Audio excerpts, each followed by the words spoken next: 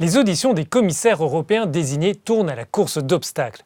Deux d'entre eux, le Hongrois László Trojáni et la Roumaine Rovana Plumb, ne pourront même pas passer leur grand oral devant le Parlement européen. Les députés estiment que le risque de conflit d'intérêts est trop élevé. Le Parlement européen bloque le processus de nomination de deux commissaires désignés.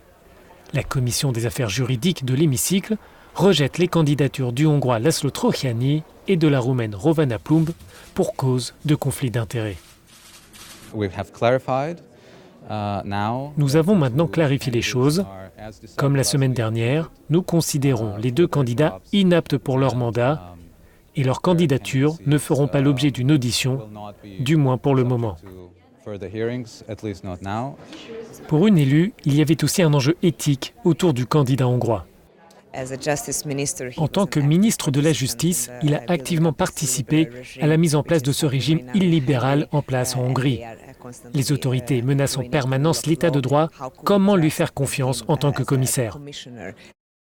László Trojáni annonce vouloir lancer une procédure contre cette décision du Parlement européen.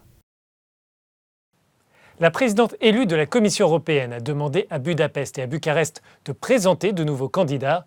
Le gouvernement hongrois a déjà proposé son représentant permanent à Bruxelles. C'est dans cette atmosphère que les auditions ont débuté ce lundi, dont celle de l'Irlandais Phil Hogan, qui sera en charge du commerce. Goûter du lait ou d'autres produits issus du terroir, cela fait partie des étapes obligées pour le commissaire européen en charge de l'agriculture. Politicien irlandais de centre droit, Phil Hogan est connu pour son franc-parler.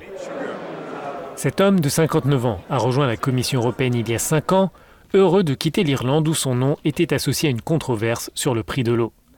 À Bruxelles, il est salué pour son rôle dans la conclusion de l'accord commercial entre l'Union et le Japon, ainsi que pour la promotion des produits européens. Toutefois, les producteurs n'oublient pas sa gestion de la crise du lait. Ils s'inquiètent aussi des conséquences du compromis conclu avec le Mercosur.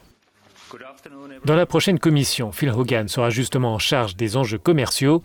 S'il obtient le feu vert des parlementaires, l'Irlandais devra en premier lieu négocier le futur partenariat avec le Royaume-Uni, une fois le Brexit devenu réalité.